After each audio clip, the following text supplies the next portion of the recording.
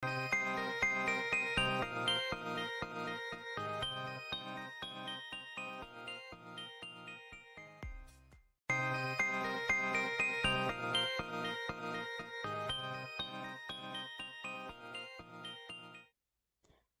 everybody, welcome back to another live stream.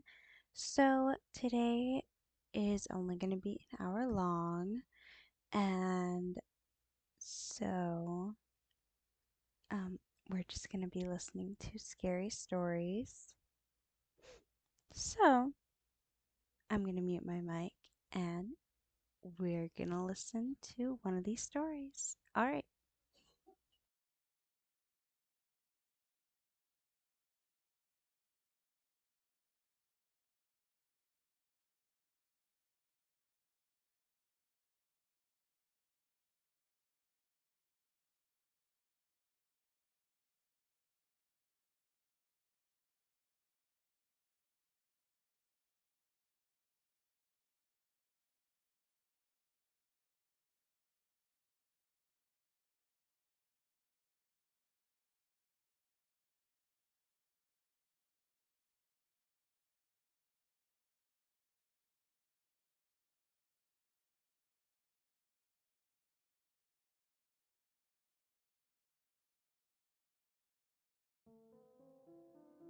When I was a kid, my mom used to take me to the community pool all the time. She'd spend the afternoon doing water aerobics with the other moms, while me and the other kids played in the shallow end. It was a nice place, plenty of slides, pool noodles, and colorful murals. There was even a little jungle cave area where they had water jets making the water bubble.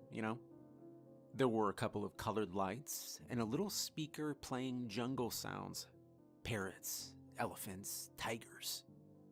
To my 6-year-old mind, that was my favorite place in the world. However, it wasn't constructed very well. Once, when I was sitting in there, a piece of the concrete wall came off. A disc-shaped slice of concrete struck me at the base of my skull, knocking me out like an off switch. I have little painful glimpses of memory from being underwater, looking at the blinding green light while my lungs refused to listen. They didn't notice me until the blood came out the other end, thanks to the water jets. I was without air for about 4.5 minutes before they got the water out of my lungs. That's how I lost my sense of taste. Agousia, I think they call it. It's the one piece of brain damage that is permanent from that accident. In every other way, I'm fine. But it's strange how much such a small thing can affect you. For example, the last thing I remember tasting was a piece of strawberry mint gum that my mom handed me in the changing room. I still remember it after all these years. And whenever I see something colored a combination of pink and green, that taste comes to mind. I can still feel different textures, and some textures are better than others, but I can't differentiate sweet from sour or salty. I can also feel spice to a degree. That's not a taste, that just kind of hurts. After the accident, my family couldn't stay. Mom got in a nasty legal battle with the local municipality. We moved from Chatterblines, New England, all the way to the town of Juniper, West Virginia. My dad got a job with sheet metal, while my mom worked part-time at a travel agency. The change was devastating to my budding social life, but by the time I got to high school, I was just another face in the crowd. My New England accent was buried deep. High school can be rough for anyone, but for a tasteless kid in the early 2000s, it was downright violent. I wouldn't notice how some asshole dropped dishwater powder into my food until I got sick during recess. They'd just watch me shovel it down bite by bite and laugh. I once made the mistake of saying that I loved classic Coke. I know, I just wanted to say something relatable. Turns out I was given a red cup of Dr. Pepper. I couldn't tell them apart. And from that day forward, I was Classic Coke or CC, a name that mutate into various slurs over time. I want to tell you about my last year of high school. It was early autumn. We'd all been ordered to the indoor pool, where we'd be spending our next 3 PE sessions doing CPR training and swimming exercises. I was banking hard on being allowed to skip it, not only because I didn't want my classmates to see me in my swim trunks, but because I'm not very fond of water. Standing in it, or even near it, it makes me hyper aware of my breathing and my heart starts racing. It's not even a conscious thing, it just happens. Trying to suppress it just makes it worse. I guess you could call it a sort of mild phobia or something psychosomatic. But yeah, no, I wasn't allowed to skip it. My gym teacher, Mr. Bauer, wouldn't even talk about it without a doctor's note. Appealing to his kinder nature was not going to get me anywhere. And since I hadn't brought my own swim gear, I had to use loaners. Not only were they way too big for me, but they'd been lying in a box for at least a couple of years, I think. How the hell does fabric get crusty? Anyway, our first session was predictably awful. I stepped out in my cherry purple loaner trunks that reached way past my knees. We started out with a couple of CPR exercises on a training dummy. I was selected to go first, since I couldn't taste the plastic anyway. It was a different time. After that, there were swimming exercises. While my classmates finished their exercise in the deep end as intended, I just couldn't do it. I had to stick to the shallow end with the kids' stuff. There was even one of those big mouth Billy Bass toys that got triggered every time I swam past. Every time that jingle started playing, it got a big laugh out of someone. "Take me to the river," the mechanical fish would sing. "Drop me in the water." I asked Mr. Bauer to move it, but he just urged me to finish without making such a fuss. Yeah, the second session was even worse. I was forced to swim in the deep end, and I had some kind of panic attack. I remember this intense sensation of the air not being enough, and my lungs feeling like they just couldn't fill. I yelled for help. Mr. Bauer had to drag me to the shallow end, where I clung to him like a scared cat. I couldn't look at my classmates after that. They, however, invented a couple new nicknames. CC, as it turns out, rhymes with both PP and wee wee. Some kind person suggested that I probably was so scared that I pissed myself. I didn't, for the record, but that didn't stop them from suggesting that I did. Needless to say, there was no way in hell I'd ever go to that third session. The morning of the third session, I chugged some dish soap and I threw up in the bathroom. I couldn't taste it anyway. Might as well have been orange juice. My mom called me in sick, and I got to spend the day at home. I think she figured out I was faking it, but maybe she realized that if I was ready to drink dish soap to get out of something, it must be really bad. Either way, I had a great day. I watched movies, listened to music, and I caught up on my comic books. The kind of thing you save for a rainy day. When I got back to class the next day, I was told I had to finish the mandatory third session at a later date. But by the grace of God, the pool was shut down before I got the chance. Turns out, there was some kind of groundwater leak thanks to a small geological event. The water was tested positive for parasites. Nothing serious, but something you shouldn't be swimming in. Might get bug bites. Now this is where things started to take a strange turn.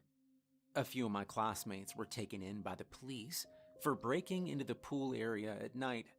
No one really thought too much about it, since just kids being kids, but I could see something was up. They weren't looking for a place to party. They had the Masterson's house for that, one of the rich kids whose dad was out of town 6 days a week. So, I started paying attention to the whispers in the halls.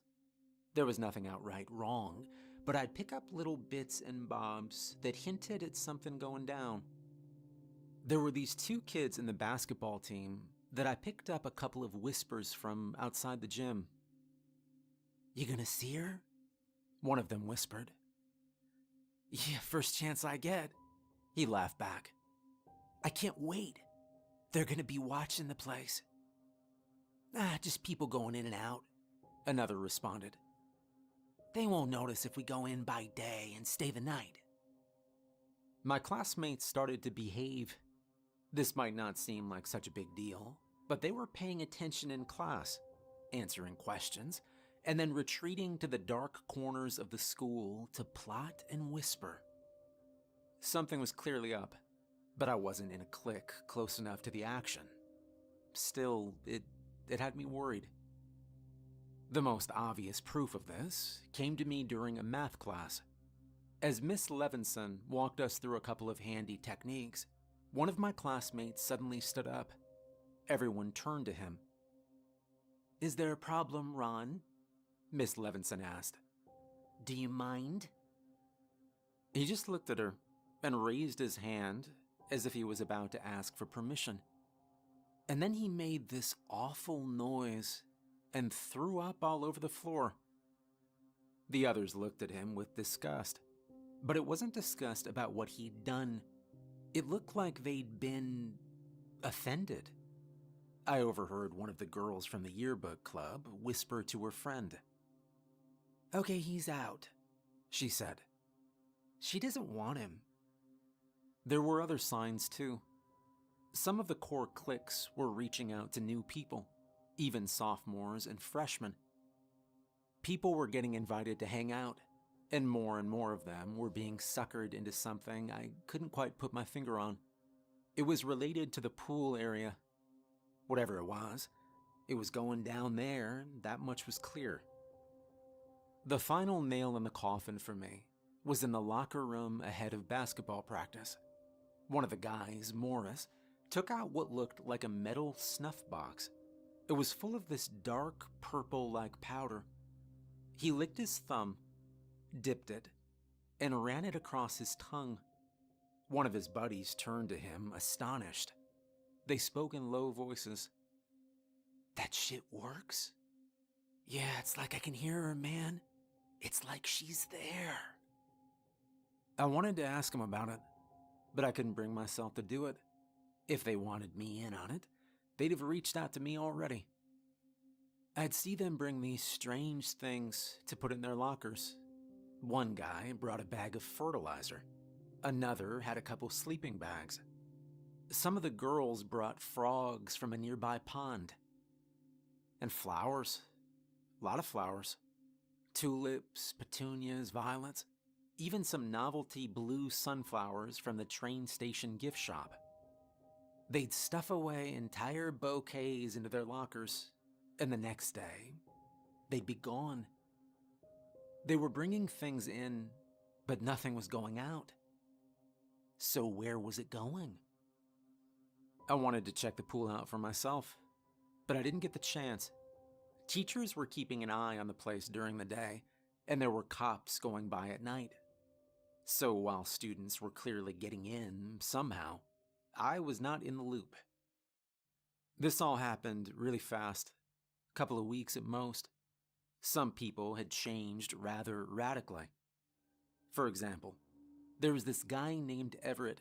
He'd been an absolute pain in the ass for people in his class, and all of a sudden, he was a model student. He even addressed his teachers as sir and ma'am. It got to the point where people suspected trouble at home, but there was nothing of the sort. He'd just changed. And while others weren't sure as to how or why, I had a sneaking suspicion that it had to do with that closed-off pool. There were too many things congregating in that one area for it to be a coincidence, and I knew for a fact that Everett was one of the people that'd been invited early on. So finally, I bit the bullet. Once after class, I walked up to some of the more sympathetic girls in the yearbook class. They looked at me like I was an alien. Hey, I said. Any of you going to the pool? It's closed, they replied. Don't you know that? Um, yeah, but I looked around, making sure no one overheard us. I know some people go there anyway. You do that, right? Why do you even want to go?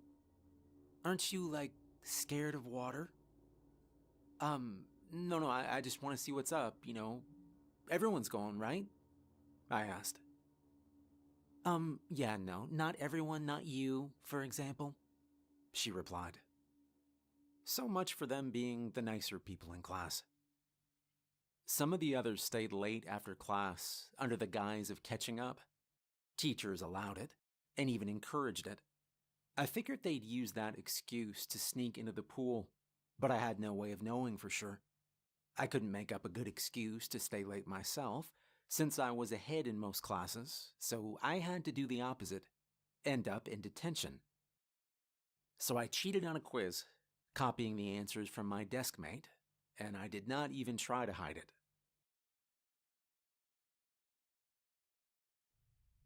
School looks different in the dark. Eerie. The corridors look longer, and the lack of people buzzing about makes every footstep echo. When I was done with my detention, I managed to sneak off to see if I could find the others. Going past the pool, I could tell the door was locked. There was a warning tape on the front, unbroken. They hadn't gotten in that way.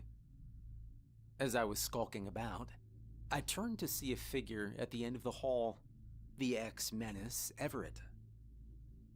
He walked up to me, looking me up and down with curiosity. "What are you up to?" he asked. I just want to see what you guys are doing," I said. "You're in there, right?" "You sure?" he replied. "I don't know, I'm just curious." "Yeah, I get that, but you gotta be sure," he insisted. "Once you're in, you're in." "Well, how can I be sure if I don't?" "I'm asking you, Cece," he interrupted. "If you're sure." "You don't sound very sure to me." We just looked at one another for a while. He was taking this seriously and was asking me to do the same. I obliged. "Yeah," I nodded. "I'm sure." He took me to the janitor's closet and onward through a floor hatch. There was an old maintenance hall that handled the water flow from most of the school, and the pipes ran back out through the pool area.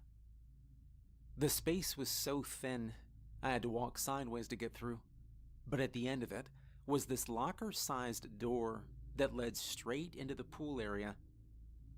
Stepping out, didn't know what to say. The plastic cover of the pool was gone, leaving the water open. They'd covered most of the bottom of the pool in dirt, and there were flowers littered all over the water. The water itself had taken on a sort of purple tint. There were electric lanterns lining the edge of the pool, and about 24.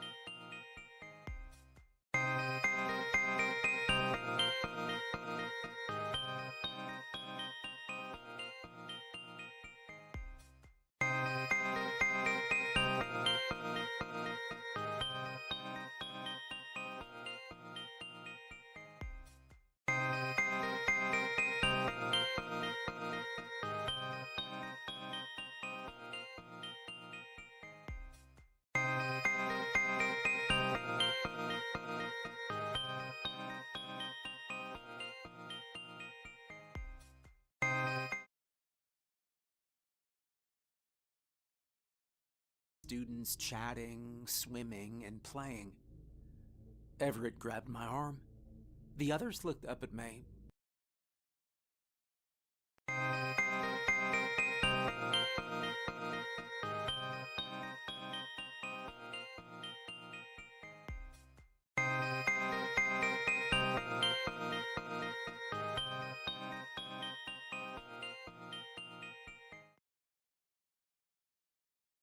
Some curious, most of them confused.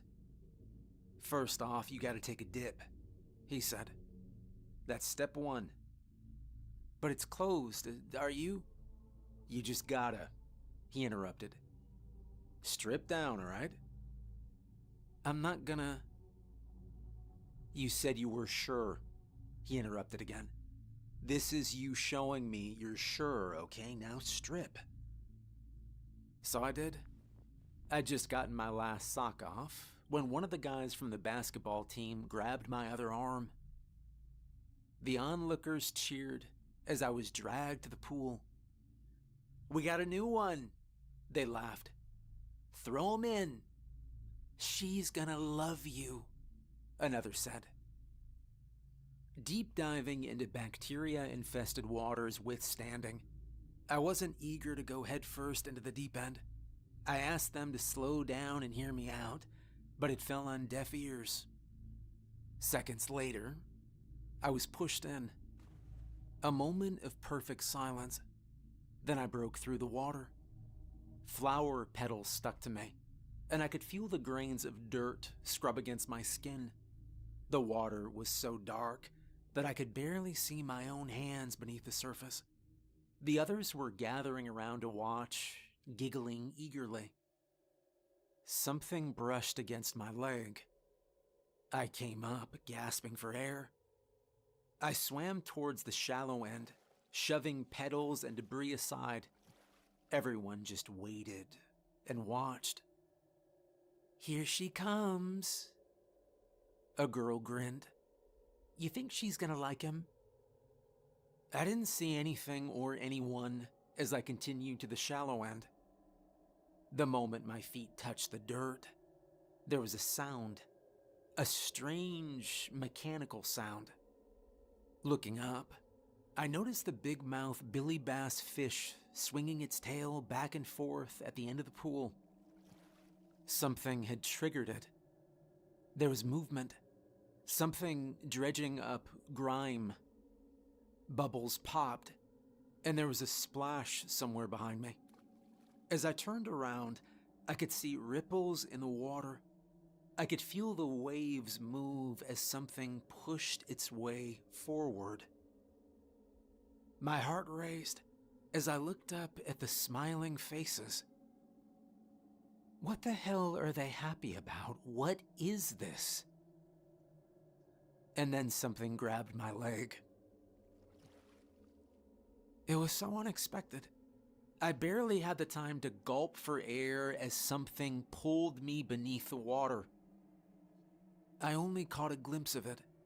A long, worm-like body moving out of view. Every segment as thick as my arm and as wide as my torso. I burst through the surface and beelined for the edge of the pool, but they weren't letting me out. "I told you he couldn't do it," someone said. "He's gonna screw it all up." "Kick him back. He needs to stay in longer," someone else said. "What's wrong with him?" The kids kicked at me, pushing me back down. No matter where I looked, there was someone there to fight me. I could feel hands. A worm-like body brushed against my back as it squirmed past me. Then it grabbed my feet and pulled me under again. It had been swimming around me, clearing out the grime of the water. It pulled me to the bottom of the pool, making my ears pop. This thing, it was at least 25 to 30 feet long. It had a slight purple color, which seemed to affect the water around it as it moved. It had bent itself in a sort of C shape, where the bottom half had me grabbed and the top half faced me. It had no head. I was staring into an open neck like the mouth of a lamprey, vibrating beak-like teeth in perfect formation, undulating back and forth with each passing heartbeat. Randomly spaced across its body were these thin twig-like arms, ending with 3 webbed fingers. These were what grabbed me. I couldn't breathe. I couldn't think. Every bone in my body wanted to fight my way out. I was convinced these people had thrown me in to be eaten, a sacrifice to whatever the hell this was supposed to be. Was this her? The one they'd been referring to? It had to be. There were vibrations coming from it. I could feel them. But the more I listened, I slowly came to realize that it wasn't just vibrations. They were sounds. A voice? I clawed my way to the surface, kicking and screaming. It let me go. I breached the surface, screaming for help, crying, begging for it. And again, everyone just laughed. Some seemed genuinely confused. I waded towards the shallow end, watching the segmented body wriggle just under the surface. The others gathered around the edges of the pool, ready to kick me back in. Turning back towards the thing, it suddenly rose out of the water like an angered cobra. Closing in at alarming speed, it came up to me, face to face. "Damn," someone muttered. "You just can't, you know? It's gorgeous." Not even one of them reacted as I thought they would. They were praising it, complimenting it, speaking about it like it was the most beautiful thing in the world. The guys were drooling, and the girls were awestruck. They all gathered around to see what I'd do. It closed in on me. 6 little twig-like hands touched my arms, then my chest, feeling my pounding heart. Carefully, it descended under the surface again. This time, it gently pushed on my head, just enough for my ears to go under the water, while keeping my mouth above the surface so I could breathe. It was speaking. I could hear it in the vibrations. "Listen. It said. Listen, please." It was the most surreal moment of my life, lying there belly up in front of a spellbound crowd, like a nightmare I'd never had, feeling the poking and prodding fingers against my back, my thighs, my arms. "You don't see me?" It asked. Yes, I see you," I replied. "You see other me, not me."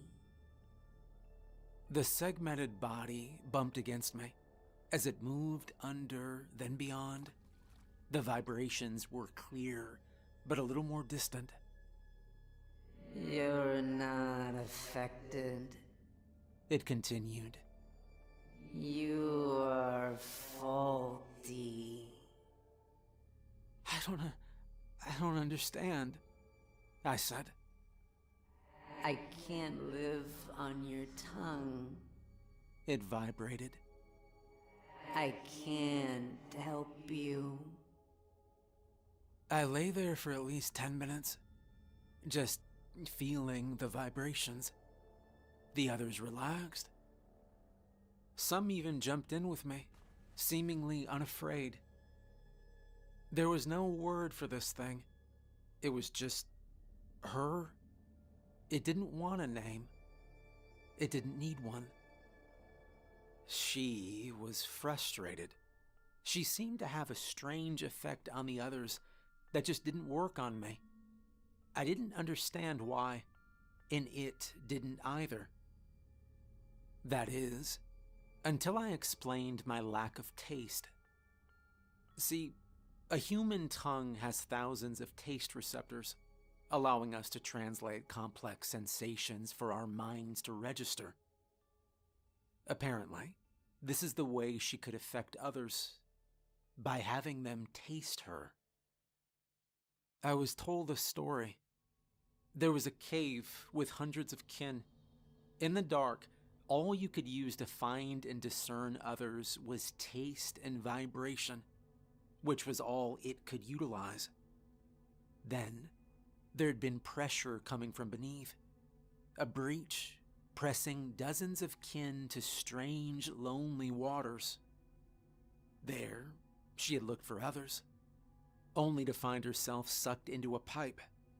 She'd been stuck in there for days, just wriggling around, listening to us, other living beings, learning and adapting. She managed to make her way into the pool, which had been closed by then. The water was bad, but not anywhere near what she was used to. Chlorine was common in her home. It wasn't until a couple of students broke in to swim that she realized the effect she could have on us. The substance she used to communicate with others of her kin was intoxicating to humans, making us experience a dreamlike high and more. But without taste, I couldn't translate that sensation. All I could do was listen. By the time I stood up, I looked to the others around the pool. They spoke in unison. "She lives in us," they said. "We listen." They stretched their arms out, ready to pull me in. I couldn't see her the way they did, but I was still a part of this. I was in on the secret. I was in the know with the others. And I'll be honest, it felt kinda good. Terrifying, yes, but kinda good.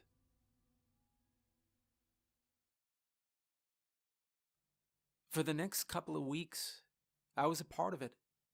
A government-assigned official came by to check the waters, and a couple of students pushed him in. Once in, they were as infatuated by her as everyone else. They were eager and willing to lie to keep the secret, shutting the pool down for the foreseeable future. I talked a lot about her with the others.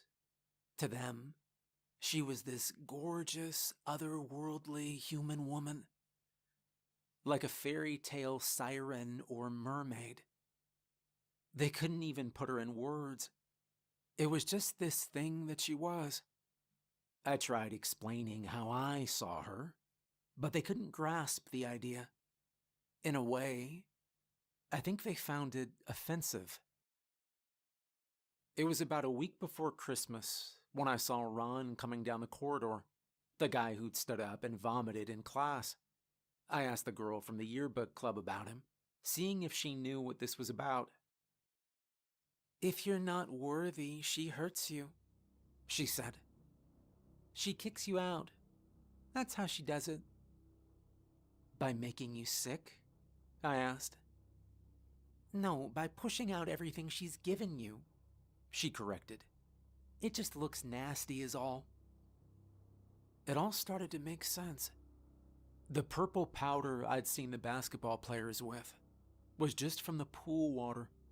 Tasting it would give them a bit of a leftover high, like swimming with her. And swimming with her they did. I usually stayed out. But on nights when I came to see her, the others would flock into the water. The massive worm would wriggle between them, brushing against them as it went. People would laugh and play, hugging her and each other. It was like watching a human snake pit, with that one thing moving between them. At first, I loved it. I loved being a part of something. But I wasn't. Not really. It started with Everett. I noticed lines, long, thin lines along his arms, like the segments of a worm. His gums were looking a bit purple, and his eyes were red. You could barely tell at a glance, but if you spent some time with him, it was obvious. I'd see it in the others. Someone had grown extra teeth. Another one had their nose shrunk. One of the girls had her fingers grow another 3 inches. Everett eventually stopped coming to class. He'd just sit by the pool all day. His hair had fallen out, along with his nails and teeth. He'd grown a new set and didn't need his old ones. They'd started to feed her, mostly fish, but she didn't shy away from raw meat either. She'd just suck it into her gullet. I'd watch the teeth chomp down in a circular motion, grinding the flesh to a mush for her to drink. There was a rumor going around. The remaining unaffected staff and students were all going to be dragged into the pool at once. There was going to be an uprising. It wasn't really talked about. It was just sort of felt by those involved. A collective, subliminal thought. Not me, though. I was assumed compliant for now. Some brought zip ties and ropes. Others brought knives and tasers, duct tape, plastic bags, power tools. It would be violent. But she was tired of waiting in the dark. She wanted to be out in the open, praised and worshipped, not hidden away like a dirty secret. But this was crossing a line. A creature seeking to survive was one thing, but this was crazy. I wanted to speak out, but I knew the others would silence me. And since I couldn't be influenced, there was only one thing they could do. They would kill me. I had to be careful. The night before the planned attack, I joined her in the pool. Only a handful of others were around at the time. She'd grown by then, each segment almost twice as thick as when I'd first seen her, with skin like rubber. I waded out, feeling the water reach my stomach. You don't agree. She vibrated. I don't, I admitted. I don't want anyone getting hurt. They are improving. She responded. We are improving. We improve differently, I explained. You're hurting them. There was a brief pause. From every nook and cranny of the room, I saw the other students emerge. Had they been waiting to ambush me? Their eyes looked different, brighter. Your wish differs from mine. She explained. We are different. That's not a bad thing, I said. That's how we... Enemy. She said. There were screams then. Anger. Someone grabbing a hammer. Another grabbing a saw. A young girl tearing out chunks of her hair, crying with rage. Everett, at the far end of the room, kept slamming his hand against his chest like a gorilla. Enemy. She repeated. This time, she knocked me down like a bowling pin. There wasn't the usual careful movement. They were quick and erratic, not afraid to wound me. Some people jumped into the pool, ready to tear me to pieces. There was no way out. This was it, fight or flight. Dozens of twig-like arms grabbed at me, dragging me into the deep end. It was so fast. Forcing my eyes open, all I saw was this gaping, tooth-filled maw coming towards me. Teeth moving independent of one another. Expelling every breath of air in my lungs, I screamed for it to wait, to listen, to stop, and to think. I pushed all these things I wanted to say into one sound, but it just came out as a scream. I felt the insides of its mouth with my fingertips, trying to hold myself from being swallowed whole. As a tooth brushed against my scalp, I felt it pierce my skin, and then it stopped. Much the same way we were affected by her, she was also affected by us. At the taste of my blood, she seemed to understand. She tasted my fear, my depression. Pausing, she released me. I clawed my way to the surface, feeling hot blood pour down my face, forcing air into my lungs. I could see I was surrounded. Even more students and some faculty had gathered around the pool. She rose out of the water, her body at least 3 feet longer than when I'd first seen her. The others spoke in unison, not even minding the sea serpent. "I understand," they all said. "I will bargain." I didn't have a choice but to agree.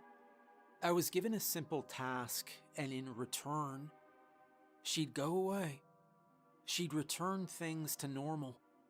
All I had to do was borrow my dad's car and do an errand. It seemed so simple. I was to drive Everett east, to the ocean. Nothing else. Just drive Everett. The following day, I got up early. I took my dad's keys, got in the car, and backed out. I made my way across town and picked up Everett. He was sweating bullets, staining the seat. He said nothing and kept his eyes closed. He looked even worse in the morning light. We made our way to Delaware through Sharpsburg and down to Chesapeake Bay. Everett didn't say a word. By late afternoon, we stepped out on the cold winter beach. Everett took a moment to sit down. I joined him.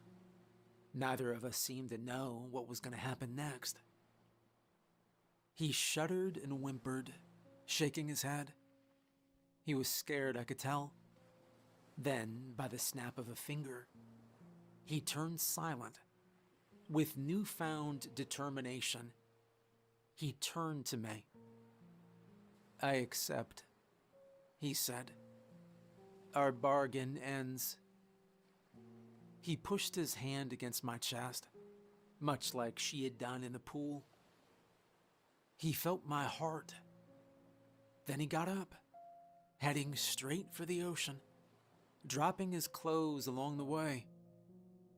Last thing I saw of Everett was him wading into the ocean, never to be seen again.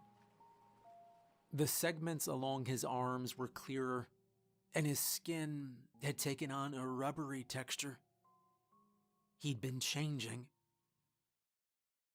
Back at school, people were getting violently ill, throwing up bucket loads of parasites, much like Ron had done in the middle of class.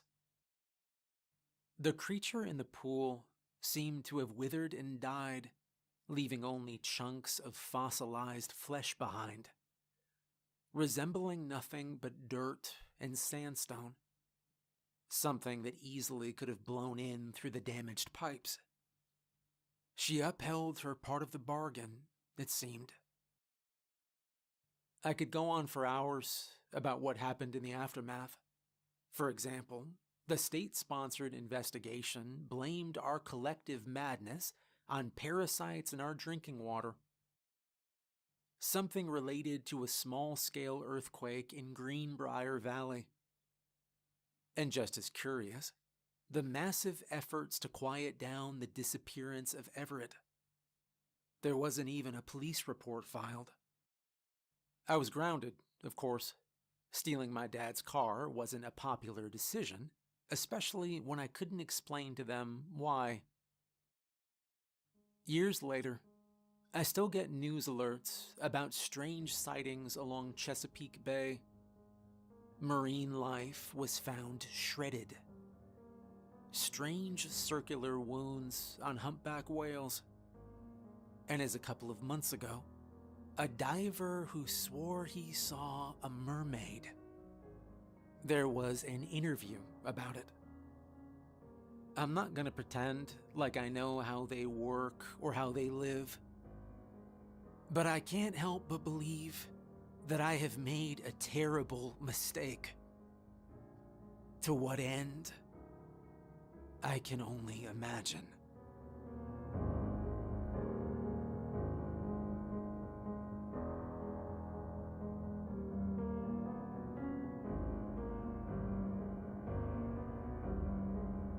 Hey, I hope you enjoyed the video. Special thanks to all my patrons. If you'd like to become a supporter and get the audiobook